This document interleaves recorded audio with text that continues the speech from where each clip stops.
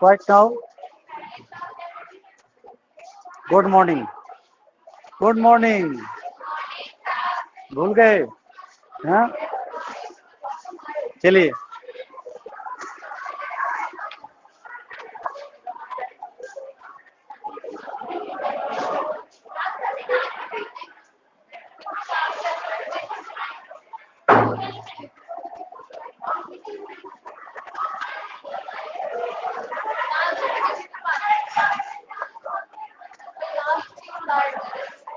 Good morning, sir. Good morning, beta. Good morning.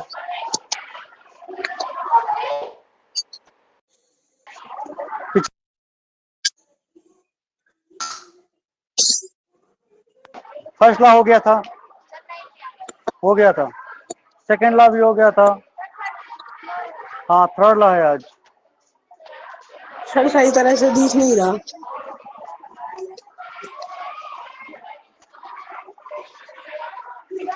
हाँ, आज no.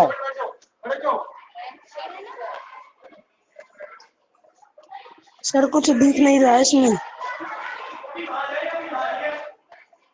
अभी दिखेगा बेटे. देखो बोर्ड नजर आ रहा है. Yes sir. हाँ, बात अभी लिखा ही नहीं तो दिखेगा कहाँ से. चलिए, आज का बेटा जो टास्क है इसको ऐसे ही रखो. Our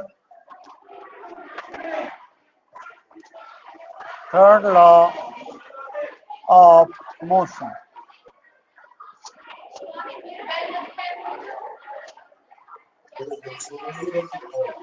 बेटा ध्यान से सुनिए.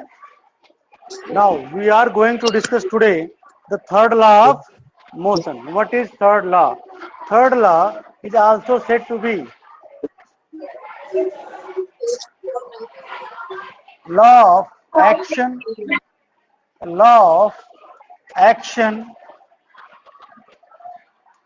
and reaction.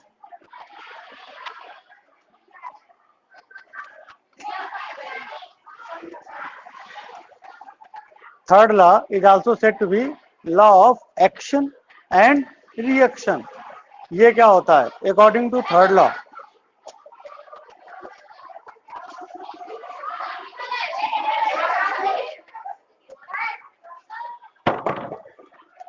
yes, to every action there is equal and opposite reaction. Third law says that according to third law, to every action there is equal but opposite reaction. तो तीसरा नियम ये कहता है अगर हम कोई एक्शन करते हैं तो उस एक्शन के फलस्वरूप हमें ठीक उतने ही मैग्नीट्यूड का लेकिन उल्टी दिशा में, अपोजिट डायरेक्शन में क्या होता है? रिएक्शन होता है. जैसे कि सपोज अगर हमने मुट्ठी बांधी, एक डुक इस पे मारा. क्या मारा? जो हमने डुक मारा दैट इज एक्शन. जो डुक हमने मारा वो क्या है? एक्शन. हमने एक्शन किया. तो ये दीवार भी उतने ही मैग्नीट्यूड का हमारे हाथ पर उतना ही फोर्स क्या करती है? अप्लाई करती है. तो भी हमारे हाथ में क्या लगती है? चोट. और वही चोट कहलाता है रिएक्शन. क्या कहलाता है? यानी कि to every action there is equal but opposite reaction. इसको हम समझने के लिए एक प्रैक्टिकल करते हैं कि आखिर क्या सचमुच ऐसा होता है. तो आइए देखते हैं. ये लैब में भी तुम्हारे यहाँ शामिल है. To verify third law of motion. तीसरे लॉ को हमें वेरीफाई करना होता है. तो आइए जरा देखते हैं थर्ड लॉ क्या है. हमने बेटा एक रिजिड सरफेस लिया. We are taking a rigid surface. हमने क्या लिया? एक रिजिड सरफेस. कैसा लिया? Rigid surface. क्या लिया बेटा मैंने? बेटा अगर हाँ इधर कम, आप गलत बैठे हैं. आपको मोस्टली इधर बैठना चाहिए. ठीक है, बोर्ड के हमेशा लेफ्ट बैठना चाहिए तो ज्यादा अच्छा दिखता है. राइट बैठने पर कम अच्छा दिखेगा. आपको तो बिल्कुल नहीं दिखेगा आप जो बैठी हैं. ठीक है, और थोड़ा सा सुनेगा भी, कम बच्चे शोर मचा रहे हैं इधर. ध्यान से सुनिएगा. मैं इधर आ जाता हूँ. To every action there is equal and opposite reaction. Here we are taking a rigid surface. हमने एक रिजिड सरफेस लिया और इस रिजिड सरफेस पर हमने एक स्प्रिंग लगा दी। क्या लगा दिया? ये देखिए, ये स्प्रिंग लगा हुआ है और इस स्प्रिंग में यहाँ पर मेजरमेंट वैल्यू लिखी हुई है। ओके, फंसा दिया।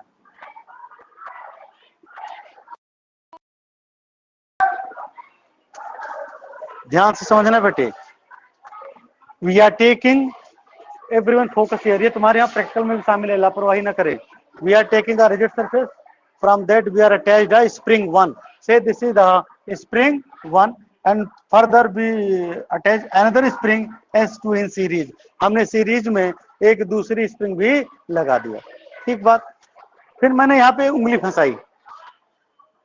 क्या फंसाई?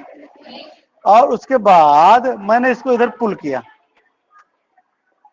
क्या क्या मैंने इसको पक्का, क्या क्या मैंने इसको, और पुल करने पर हमने इस पर क्या किया? एक्शन। क्या किया? तो माना कि इसका जो पॉइंट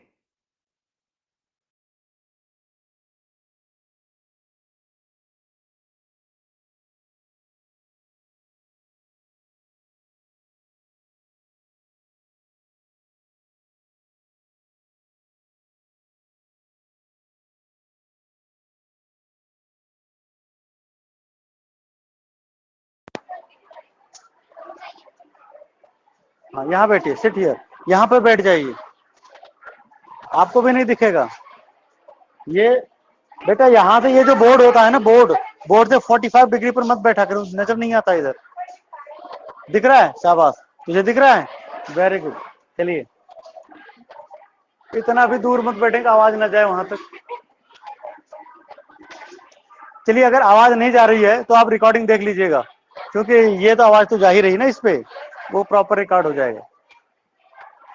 वंस अगेन ध्यान से सुनिएगा, हमने एक रिजिड सरफेस लिया, उस पर एक स्प्रिंग S1 लगा दी, उसे कनेक्ट करके एक दूसरी स्प्रिंग लगा दिया S2, और S2 स्प्रिंग को मैंने पुल किया, यानी कि हमने उस पर एक्शन किया। क्या किया? कितने न्यूटन का एक्शन किया हमने? माना हमने 2 न्यूटन का एक्शन किया। ये न्यूटन में है माना कि स्प्रिंग, या हमने माना ग्राम बताती है, या हमने माना 200 ग्राम बताती, कुछ भी मान लीजिए, 200 ग्राम का इसमें इंडिकेशन आ गया। अब आप बताइए। हाँ, वायु की जाके बदल ली, जाइए बदल लीजिए। ठीक है ना बेटा?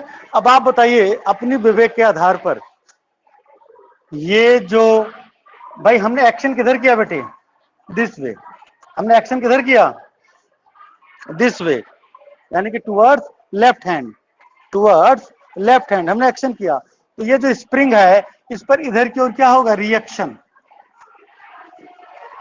क्या होगा? अब आप बताइए वो रिएक्शन कितना का होगा? इस स्प्रिंग में कितना डिफ्लेक्शन आएगा? बोलिए, कितना आएगा बेटा डिफ्लेक्शन? Tell me. अभी अभी मैंने कहा एक्शन रिएक्शन हमेशा बराबर होता है, अंतर इतना है कि उनकी डायरेक्शन अपोजिट होती है। जिधर आप एक्शन करते हैं, हाँ, कितना आएगा? यही आएगा 200 ग्राम ही आएगा, 200 ग्राम टुवर्ड्स राइट हैंड, ये है 200 ग्राम टुवर्ड्स लेफ्ट हैंड। अगर हम ऐसे खड़े हैं तो towards left hand, towards right hand, it means action equal to reaction, action equal to reaction, but the direction is opposite. वही बेटा आपका ला है, to every action there is equal and opposite reaction. Clear हो गया ना concept? हम एक दूसरा एग्जांपल लेते हैं। ये तो स्प्रिंग का था, जो आप, इसको मैंने इसलिए बताया, हमारा मेन मोटिव ये है इसको बताने का, क्योंकि लैब में आप इस पर एक्सपेरिमेंट करेंगे, तो ये आपको अभी मैंने बता दिया। अब एक हम दूसरा एग्जांपल लेके चलते हैं। आपने देखा होगा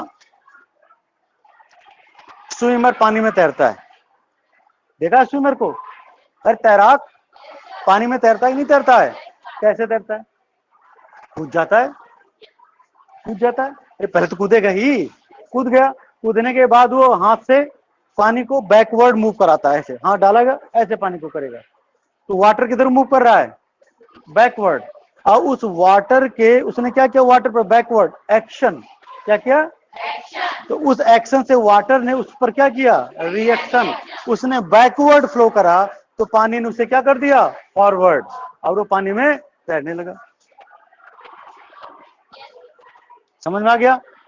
अच्छा, ये तो एक एग्जांपल हो गया, बेहतर। दूसरा एग्जांपल, अब आप जरा देखिए, हम पानी पे हम चल रहे हैं,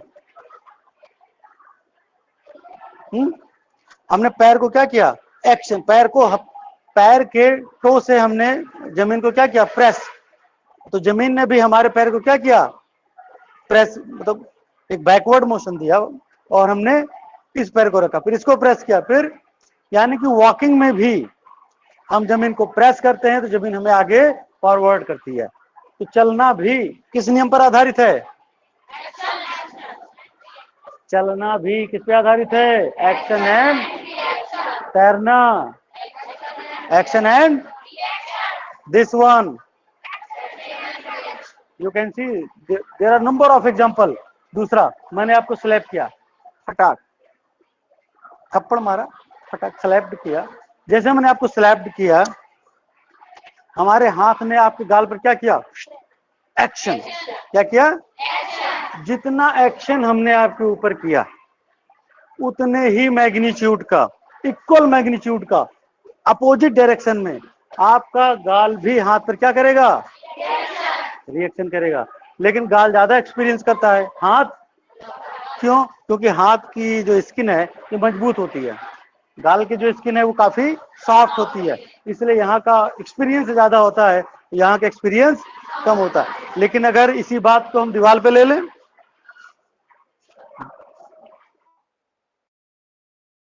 तो दीवार भी हाथ पे क्या करेगी, लेकिन हाथ का एक्शन हमने तो कम किया,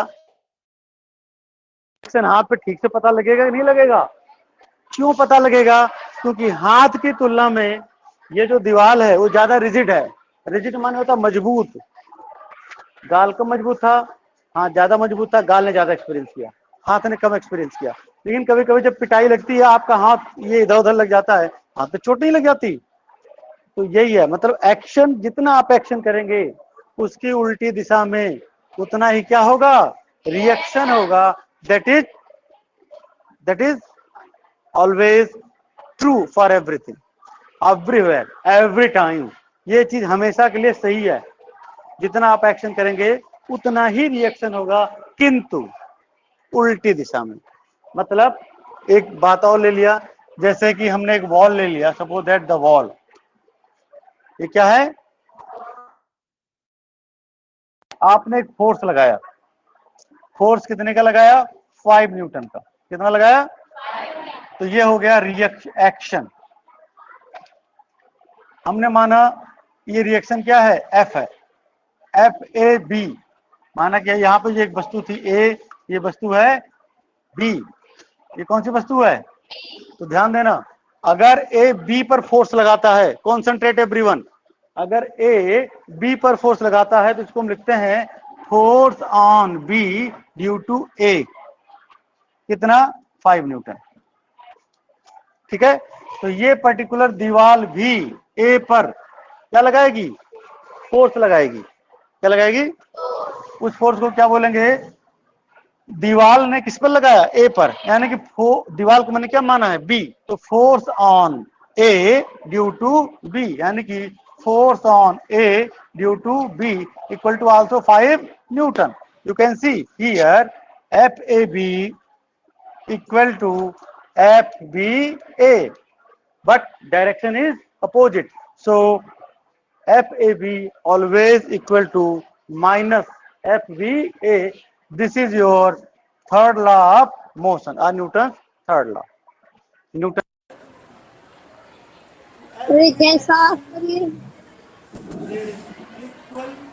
हाँ ये कैसा आएगा सर,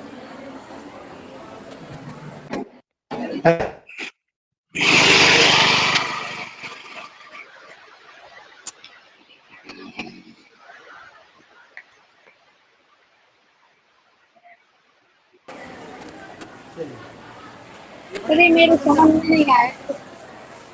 आपके समझ में नहीं आया? समझना ये है बेटा कि जितना भी हम फोर्स किसी पर्टिकुलर ऑब्जेक्ट पर लगाते हैं, वो ऑब्जेक्ट हम पर उतना ही फोर्स अपोजिट डायरेक्शन में अप्लाई करती है। वैसे कितनी सी बात है, और उसी को हमको डेफिनेशन में कहना है, to every action and opposite reaction. Simple, बहुत ही आसान। जो हमने तीनों रूल्स पढ़े थे, उन तीनों नियम में सबसे आसान। ठीक है, पहला क्या था? Law of inertia. दूसरा क्या था? Law of momentum. तीसरा क्या है? Law of action and reaction. समझ में आ गया ना? ये तीनों रूल्स हो गए हैं। अब इस पर हम लोग सवाल क्वेश्चन ले लेते हैं न्यूमेरिकल, उसको भी समझ लेते हैं।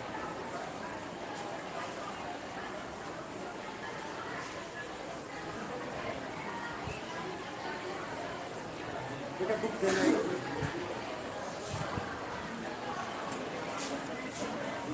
We are taking one problem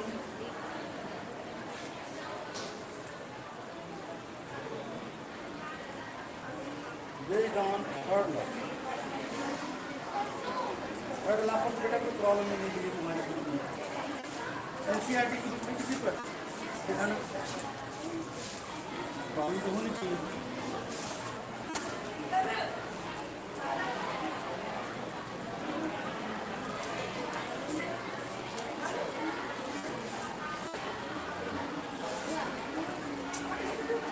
इसमें भी नहीं दिया गया, कोई नहीं, आगे पढ़े तो उसके बाद प्रॉब्लम नहीं। चलिए, ये तो बेटा ये था। अभी हम लोगों ने पढ़ा न्यूटन थर्ड लॉ। क्या पढ़ा? Newton third law. और एक थर्ड लॉ का और एग्जाम्पल ले लेता हूँ जो बुक में दिया गया है। अभी देखा मैंने, आपने देखा होगा, शादी विवाह में जरूर देखा होगा, फायर किया जाता है, फायर किया जाता है ना। आपने देखा होगा जब भी फायरिंग होती है, तो जैसे ही हम फायर करते हैं, बंदूक से क्या निकलती है? गोली किधर को निकलती है? आगे की ओर। लेकिन बंदूक पीछे को क्या मारता है? झटका। ठीक है, this concept is said to be recoiling of gun during firing. तो क्या बोलते हैं? Recoiling of gun during during firing.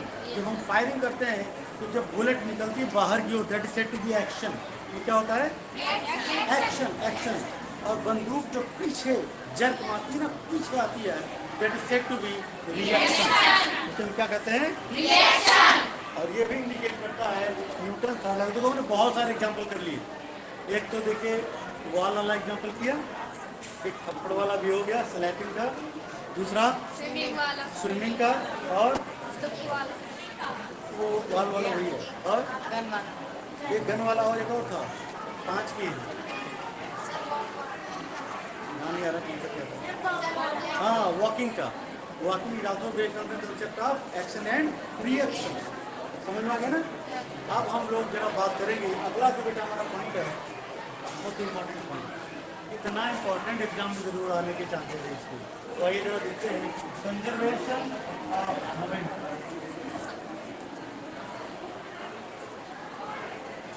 Conservation of moment.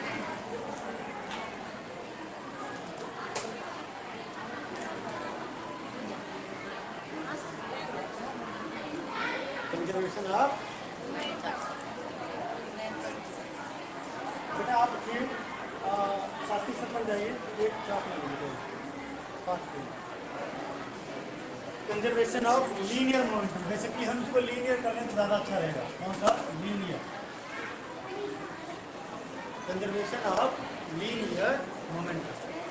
Momentum आप जानते हैं, और मोमेंटम को समझने के लिए हमने कुछ खास बातें सीखनी है।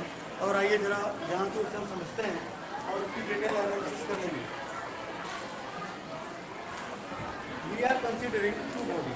हमने तो कितनी बॉडी लिया? 3 केसेस ले रहे हैं, केस 1, केस 2 एंड केस 3। ठीक है, ध्यान रखिएगा।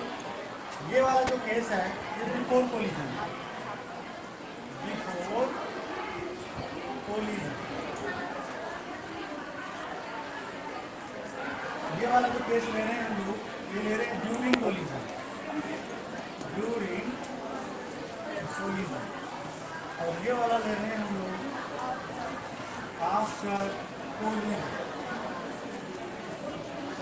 कोलिजन का अर्थ होता है टकराना। कोलिजन का क्या होता है? टकराना। Before collision, during collision and after collision.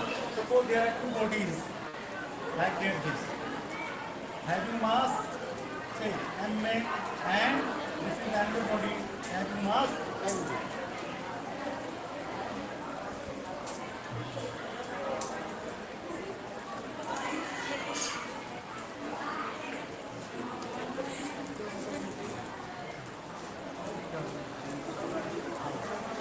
We having two bodies. Say body A having mass ma. Ma represented mass of body A. This is body B and mass of body say mb, यानी कि mass of body B moving with initial velocity से ये जो move कर रही है this is moving with initial velocity ua and this is moving with initial velocity u such that ua is greater than u. अब आप मेरी बातों को समझिए। माना कि माना कार है, माना कि क्या है? कार है। एक कार एमवी है और एक कार एमए है। ये रोड है, इस रोड पर दोनों कार मूव कर रही हैं, ठीक है ना? ऐसे मूव कर रही हैं, स्ट्रेट रोड पे मूव कर रही है। ऐसे मूव कर रही है कि जो पीछे वाली कार है ना यूए, उसकी वेलोसिटी कितनी है? यूए, उसकी वेलोसिटी क्या है? ज़्यादा है और दूसरे वाले कार की वेलोसिटी तो क्या होगा? बताइए क्या होगा? What happen? एक्सीडेंट होगा, कोलिजन होगा, टकराव होगा, होगा कि नहीं होगा? यानी कि ये वाली बॉडी इस बॉडी को क्या करेगी? पीछे से क्या करेगी? इम्पैक्ट देगी, धक्का मारेगी, जर्क प्रोवाइड कराएगी। कराएगी नहीं कराएगी? भाई आप धीरे धीरे जा रहे हैं, एक व्यक्ति पीछे से तेजी के साथ आ रहा था, आपको क्या करेगा? कुछ कंसेप्ट ऑफ ड्यूरिंग कोलिजन। ये कौन? वही बॉडी थी ए, ये वही बॉडी है बी, ठीक है? धक्का लगा? Yes sir. लगा। अब क्या होगा? अब क्या? अब क्या होगा? अब ये होगा कि आफ्टर कोलिजन बॉडी के मासेस तो वही रहेंगे, क्योंकि मास में चेंज नहीं आ सकता। मास इसका कितना है? एम में रहेगा। इसका मास कितना है? एम ही रहेगा। मास में कोई बदलाव नहीं होगा, लेकिन इम्पैक्ट होने से वेलोसिटीज में क्या आ जाएगा? बदलाव आ जाएगा। किसी की वेलोसिटी कम हो जाएगी, किसी की वेलोसिटी, यानी कि अब आफ्टर कोलिजन हमने माना उसकी वेलोसिटी हो गई है va और इसकी वेलोसिटी हो गई vb। मेरी बात को ध्यान से समझना। ये थी दूसरी बॉडी डी, दोनों स्ट्रेट रोड पर मूव कर रहे थे। एक की वेलोसिटी ua थी, दूसरे की वेलोसिटी ub, लेकिन शर्त ये थी ए की वेलोसिटी ज़्यादा है और बी की वेलोसिटी कम है। It means ua is greater than ub। हमने माना था। तो क्या हुआ? इस बॉडी ने इसको क्या किया? जर्क दिया, पीछे से टकराव हुआ। ये देखिए टकराव हो रहा है, this is the concept of during collision. टकराव के दौरान, टकराव की शुद्ध हिंदी होती संघट, संघट का मतलब टकराना। क्लियर हो गया? आफ्टर दैट क्योंकि ये इसको इम्पैक्ट करेगा तो इसकी वेलोसिटी थोड़ा सा ऑब्वियसली इंक्रीज कर जाएगी, थोड़ा सा बढ़ गई। मैंने माना कि इसकी वेलोसिटी कितनी हो गई? वी, इसकी वेलोसिटी कितना हो गया? V A. अब हमने ये बात प्रूव करनी है कि जो मोमेंटम होता है वो क्या होता है? कंजर्व होता है, यानी कि टकराने से पहले का मोमेंटम और टकराने के बाद का मोमेंटम हमेशा क्या होना चाहिए? बराबर। यही है कंजर्वेशन ऑफ लीनियर मोमेंटम, यानी कि टोटल मोमेंटम कॉन्सेप्ट देखिए। टोटल मोमेंटम बिफोर कोलिजन,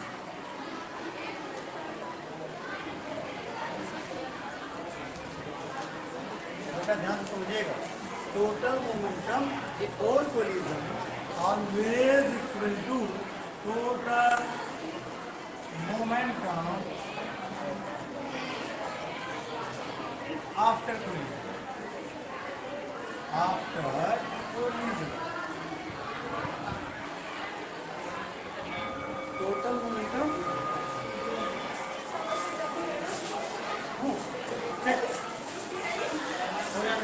बात तो नहीं ना, हवा training total momentum before collision that would be equal to total momentum after या गौर करना, इसका मोमेंटम कितना है, इसका मोमेंटम क्या होता है, मास इंटू वेलोसिटी। इसका मोमेंटम कितना हो गया, टोटल मोमेंटम बिफोर कोलिजन हो गया m में ua, m में प्लस ये भी तो है m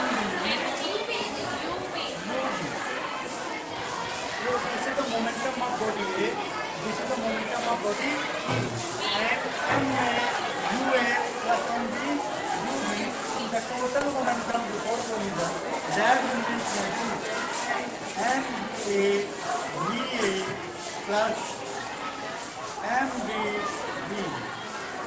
ये क्या है, this is the momentum of body A after collision, this is the momentum of body B after collision. On the body to rule total momentum before collision equal to total momentum after collision. This is your very very important point. यह क्या है, बहुत महत्वपूर्ण topic है। कल हम इसके बारे में और गहराई से सीखेंगे।